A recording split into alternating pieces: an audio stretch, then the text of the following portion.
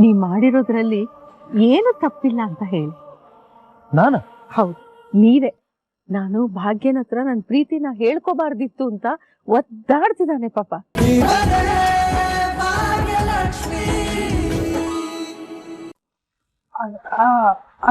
ಅಂದ್ರೆ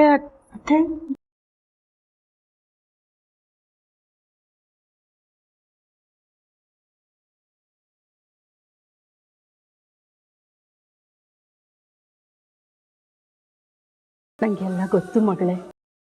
ಆದಿ ನಿನ್ನ ಅವತ್ತು ಬೆಟ್ಟದ ಮೇಲೆ ಕರ್ಕೊಂಡು ಹೋಗಿದ್ದು, ಅವತ್ತಿನ ದಿನ ನಿನಗೆ ಅದೇನೋ ಪರ್ಪೋಸ್ ಮಾಡಿದ್ದು ನನಗೆಲ್ಲ ಗೊತ್ತು.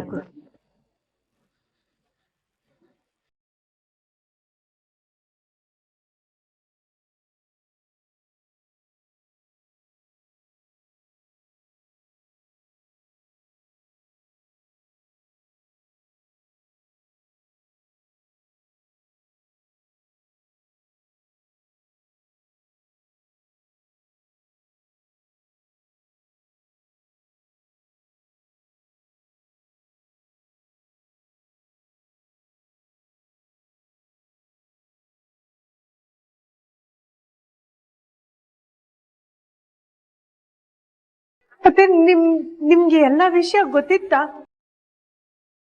ಎಲ್ಲ ವಿಷಯ ಗೊತ್ತಿದ್ದು ನನ್ನಿಂದ ಮುಚ್ಚಿಟ್ರಾತೆ. ಯಾಕತ್ತೆ ಹೀಗ್ ಮಾಡಿದ್ರಿ? ಆದಿಯವರು ನನ್ನ ಹತ್ರ ಈ ವಿಷಯನ ಹೇಳಕ್ ಬರ್ತಿದ್ದಾರೆ ಅಂದಾಗ ನಿಮ್ ತಡಿಬೋದಿತ್ತಲ್ವಾ ಅತ್ತೆ? ಆದಿಯವ್ರನ್ನ ಯಾಕೆ ತಡಿಲಿಲ್ಲ ಅತ್ತೆ? ಯಾಕೆ ಇಷ್ಟು ಮುಂದುವರಿಯಕ್ ಬಿಟ್ರಿ ಅವ್ರನ್ನ? ನೀವು ಒಂದ್ ನಿರ್ಧಾರ ತಗೊಳ್ದೆ ಹೋಗಿದ್ದಕ್ಕೆ ನನ್ ಪರಿಸ್ಥಿತಿ ಏನಾಗಿದೆ ನೋಡಿ ಅತ್ತೆ. ಯಾಕತ್ತೆ ಹೀಗ್ ಮಾಡಿದ್ರಿ?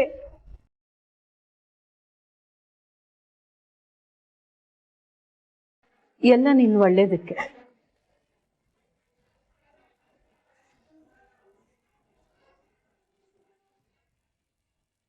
ಏನು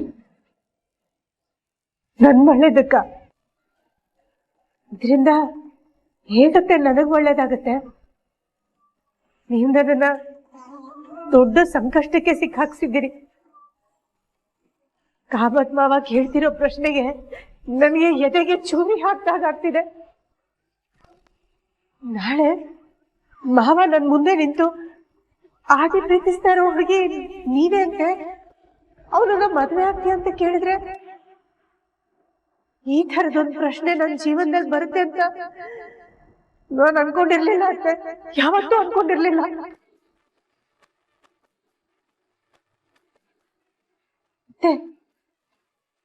ನಿಮ್ಮನ್ನೊಂದು ಪ್ರಶ್ನೆ ಕೇಳಲ್ಲ? ಆದಿ ಅವ್ರಿಗೆ ನನ್ ಬಗ್ಗೆ ಈ ತರ ಎಲ್ಲ ಭಾವನೆಗಳು ಮೂಡಿದೆ ಅಂತ ಮೊದಲನೇದಾಗಿ ಅವರು ನಿಮ್ಮ ಹತ್ರನೇ ಹೇಳ್ಕೊಂಡಿರ್ತಾರೆ ಅನ್ಸುತ್ತೆ ಅಲ್ವಾ?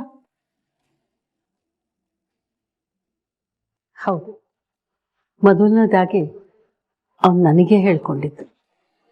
ಯಾಕತ್ತೆ ಮೊದ್ಲೇ ನೀವ್ ನನ್ನ ಹತ್ರ ಈ ವಿಷಯನೆಲ್ಲ ಹೇಳಲಿಲ್ಲ? ನೀವು ಮೊದ್ಲೇ ಈ ವಿಷಯನೆಲ್ಲ ಹೇಳಿದಿದ್ರೆ ಇಷ್ಟೆಲ್ಲ ಆಗ್ತಾನೆ ಇರ್ಲಿಲ್ಲ. ಎಲ್ಲ ಚೆನ್ನಾಗಿ ಹೋಗ್ತಿದ್ದಿದ್ ನನ್ನ ಜೀವನದಲ್ಲಿ ತಲೆ ಮೇಲೆ ದೊಡ್ಡ ಬಂಡೆ ಕಲ್ ಬಿದ್ದಾಗ ಆಗ್ತಿದೆ. ನನ್ಗೆ ಉಸಿರು ಕಟ್ಟಾಗ ಆಗ್ತಿದೆ ಅತ್ತೆ. ಅಲ್ಲ ಅತ್ತೆ, ಈ ಮನೇಲಿ ಎಲ್ರ ಭಾವನೆಗಳನ್ನ ಅವ್ರ ನಾಡಿ ಮಿಡಿತದಲ್ಲೇ ಅರ್ಥ ಮಾಡ್ಕೊಂಡ್ ಬಿಡ್ತೀರಿ. ಅಂಥದ್ರಲ್ಲಿ ನನ್ನ ಭಾವನೆ ಯಾಕತ್ತೆ ನಿಮ್ಗೆ ಅರ್ಥ ಆಗ್ಲಿಲ್ಲ? ಭಾಗ್ಯ, ಭಾವನೆಗಳು ಸಾಂದರ್ಭಿಕ, ಆದ್ರೆ ಬದುಕಿನ ನೈಜತೆ ಬೇರೆನೇ ಇದೆ ಅಲ್ವಾ? ನಿನ್ನ ಭವಿಷ್ಯ, ನಿನ್ನ ಭಾವನೆಗಳು ಎರಡು ಜೊತೆಲಿಟ್ಟು ನೋಡಿದಾಗ ನನಗೆ ನಿನ್ನ ಭವಿಷ್ಯನೇ ದೊಡ್ಡದಾಗಿ ಕಾಣ. ಹೇಳಿ, ಭವಿಷ್ಯದ ಬಗ್ಗೆ ನಾನು 1000 ಕನಸುಗಳನ್ನ ಕಟ್ಕೊಂಡಿದ್ದೆ ಅತ್ತೆ. ಅದೆಲ್ಲ ನುಚ್ಚುನೂರಾಗೋಯ್ತು.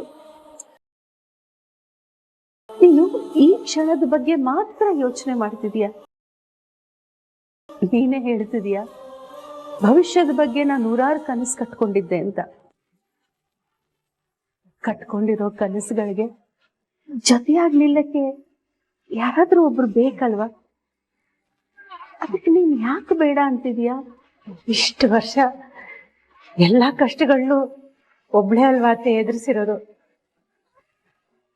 ಹಾಗೂ ಸಹಾಯ ಬೇಕಂದಾಗೆಲ್ಲ ನೀವು, ಮಾವ, ಗುಂಡ, ಬಂಗಾರಿ, ಅಪ್ಪ, ಅಮ್ಮ ಇವರೆಲ್ಲರೂ ನನ್ನ ಜೊತೆ ನಿಂತೇ ಇರ್ತಿದ್ರಿ ಅಲ್ವಾ? ಎಷ್ಟು ದಿವಸ ಹೋಗ್ತಾರ ಅವರು?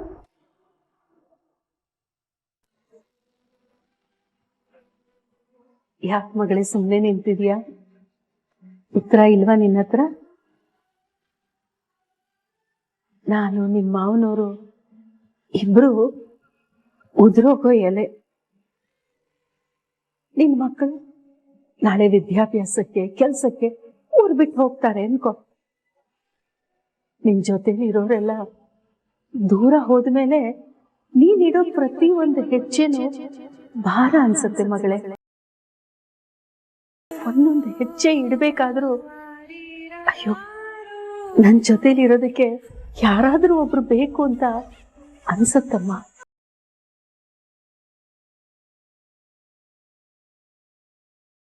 ಇಲ್ಲ ಅತ್ತೆ,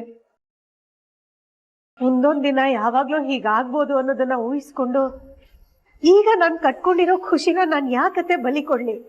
ನನ್ನಲ್ಲಿರೋ ಭಾವನೆಗಳನ್ನ ನಾನ್ ಯಾಕೆ ಬದಲಾಯಿಸ್ಕೊಳ್ಳಿ? ನೋಡು ಭಾಗ್ಯ, ಪ್ರತಿ ಒಂದು ಕಡೆಯಿಂದಾನು ಅದೇ ಸುದ್ದಿ ಬರ್ತಿದೆ ಅಂದ್ರೆ ವಿಧಿ ನಿನಗೆ ಅದ್ರ ಬಗ್ಗೆನೇ ಏನೋ ಹೇಳಕ್ ಹೊರಟಿದೆ ಅಂತ ಅರ್ಥ. ಭಾಗ್ಯ, ನಿನ್ ಜೀವನದಲ್ಲಿ ಒಂದು ಹೊಸ ಅಧ್ಯಾಯ ಶುರು ಆಗ್ತಾ ಇದೆ. ಇದೆಲ್ಲ ನಿನಗೆ ಯಾಕೆ ಅರ್ಥ ಆಗ್ತಿಲ್ಲ?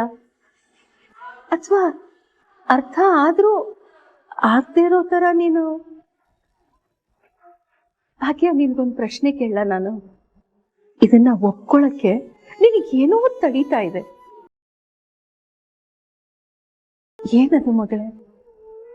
ಮಕ್ಕಳಿದ್ದಾರೆ ಅನ್ನೋದಾ ಅಥವಾ ಎರಡನೇ ಮದುವೆ ಅನ್ನೋದಾ?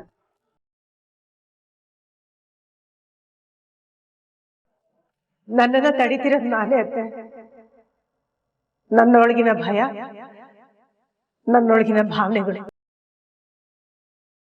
ಒಬ್ಬ ತಾಯಿಯಾಗಿ ಮಕ್ಕಳನ್ನ ಚೆನ್ನಾಗಿ ನೋಡ್ಕೊಳ್ಳೋದು ನನ್ನ ಕರ್ತವ್ಯ. ನನ್ನ ನಿರ್ಧಾರದಿಂದ ನಾಳೆ ನನ್ನ ಮಕ್ಕಳು ಭವಿಷ್ಯ ಚೆನ್ನಾಗಿರುತ್ತೆ ಅಂತ ನಾನು ಹೇಗೆ ಅನ್ಕೊಳ್ಳಿ?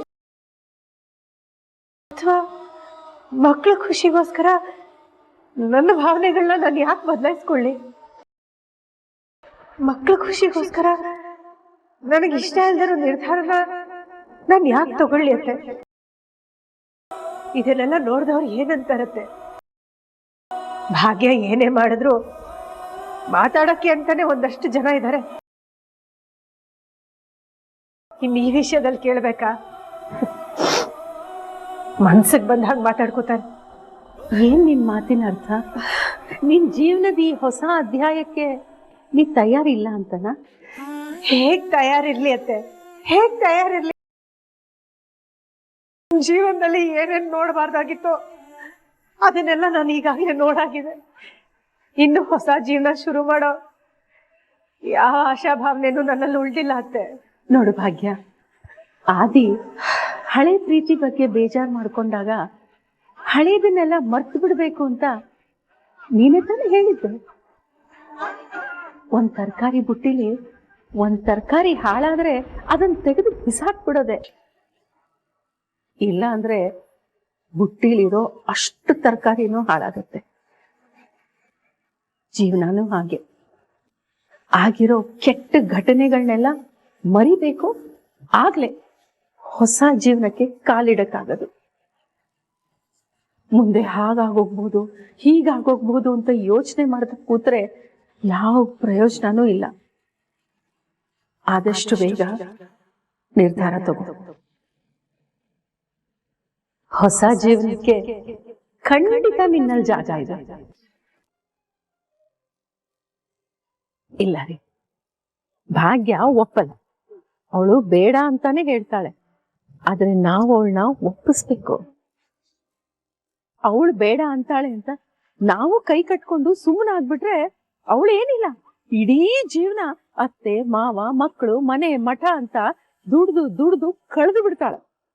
ಅದು ನನಗಿಷ್ಟ ಇಲ್ಲ. ಅವಳ ಜೀವನದಲ್ಲಿ ಅವಳು ಸುಖ ಸಂತೋಷ ನೆಮ್ಮದಿ ಎಲ್ಲ ಕಾಣ್ಬೇಕು. ಅವಳ ಜೀವನನ ಅವಳು ಕಟ್ಕೋಬೇಕು. ಅದಕ್ಕೆ ನಾನೀ ನಿರ್ಧಾರ ತಗೋತಾ ಇರೋದು. ಏನೋ ಕುಸುಮ, ನನ್ಗೆ ಏನ್ ಹೇಳ್ಬೇಕು ಗೊತ್ತಾಗ್ತಾ ಇಲ್ಲ. ಯಾಕ್ರಿ ನೀವ್ ಈ ತರ ಮಾತಾಡ್ತೀರಾ?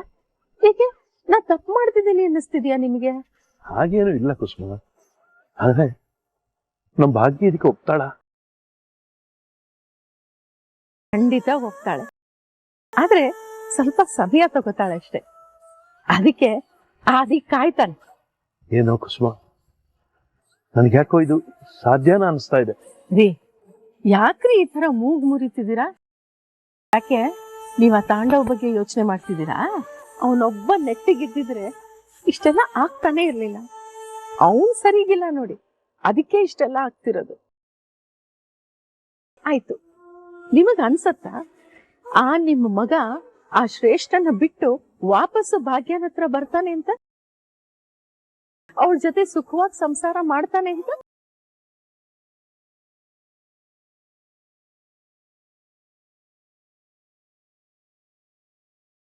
ಬರೋದಿಲ್ಲ ರೀ, ಬರೋದಿಲ್ಲ. ಅವನು ಆ ಮನೆ ಹಾಳಿ ಸಾಹಸ ಮಾಡಿ ಹಾಳಾಗೋಗಿದ್ದಾನೆ. ಅವನಿನ್ನು ಬಂದು ನನ್ ಸೊಸೆನ ಉದ್ಧಾರ ಮಾಡ್ತಾನ ಹೇಳಿ? ಅವನೇನಾರು ಒಳ್ಳೆಯವನಾಗಿದ್ದಿದ್ರೆ ನಾನೇ ಭಾಗ್ಯನ ಒಪ್ಪಿಸ್ತಿದ್ದೆ. ಅವನ್ ಮಾಡಿರೋ ಕೆಲ್ಸಕ್ಕೆ ಸರಿಯಾದ ಜಾಗ ಸೇರಿದಾನೆ. ನಮ್ ಸೊಸೆಗೆ ಅಂತ ಅವನ್ ಬೇಡ ರೀ. ಅಲ್ಲ ರೀ, ಮುದ್ದಾಗಿರೋ ಇಬ್ರು ಮಕ್ಕಳ ಮುಖನೂ ನೋಡ್ಲಿಲ್ಲ ಅವನು. ಮನೆಯಿಂದ ಆಚೆ ಬರೋ ಹಾಗೆ ಮಾಡ್ದ. ಅಂತ ಅಪ್ಪ ನನ್ ಮೊಮ್ಮಕ್ಕಳಿಗೆ ಖಂಡಿತ ಬೇಡ. ಇನ್ ಅವನಪ್ಪ ನಿಮಗೆ ಹಾರ್ಟ್ ಅಟ್ಯಾಕ್ ಆದಾಗ ಬಂದ, ಅವನು ಆಸ್ಪತ್ರೆಗೆ ಬಂದ, ಕೇರ್ ಮಾಡಿದ್ನ? ಬೇಡ. ಅಂತ ಮಗ ನಮಗೂ ಬೇಡ. ನಾಲಾಯಕ.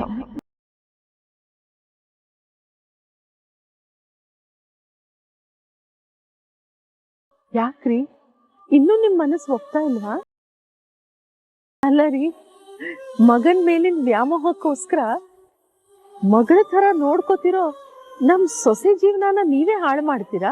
ಕುಸುಮ, ಏನು ಅಂತ ಮಾತಾಡ್ತಾ ಇದ್ದೀಯ ನೀನು? ಆತರ ಕಲ್ಪನೆ ಮಾಡೋಕ್ಕೂ ಸಾಧ್ಯ ಇಲ್ಲ. ಭಾಗ್ಯ ಮನಪೂರ್ವಕವಾಗಿ ಆದಿನ ಒಪ್ತಾಳೆ ಅಂದ್ರೆ ಮದುವೆ ಆಗ್ಲಿ. ರೀ, ನೀವ್ ಯಾಕೆ ಒಂದ್ಸಲ ಆದಿ ಹತ್ರ ಮಾತಾಡ್ಬಾರ್ದು? ಏನಂತ? ನೀ ಮಾಡಿರೋದ್ರಲ್ಲಿ ಏನು ತಪ್ಪಿಲ್ಲ ಅಂತ ಹೇಳಿ. ನಾನ? ಹೌದು, ನೀವೇ. ನಾನು ಭಾಗ್ಯನ ಹತ್ರ ನನ್ ಪ್ರೀತಿನ ಹೇಳ್ಕೋಬಾರ್ದಿತ್ತು ಅಂತ ಒದ್ದಾಡ್ತಿದ್ದಾನೆ ಪಾಪ. ನೀವೊಂದ್ಸಲ ಅವನ ಜೊತೆ ಮಾತಾಡಿ, ಇಲ್ಲಪ್ಪ ನೀ ಮಾಡಿರೋದ್ರಲ್ಲಿ ಏನು ತಪ್ಪಿಲ್ಲ ಅಂತ ಹೇಳಿ. ಅವಾಗ ಅವನಿಗೆ ಓಹ್ ಸರಿ ಅನ್ಸತ್ತೆ. ಕುಸುಮ, ಆದಿ ನನಗಿಂತ ನಿನಗೆ ಹತ್ರ ಅಲ್ವಾ? ನೀನೇ ಮಾತಾಡ್ಬೋದಲ್ಲ?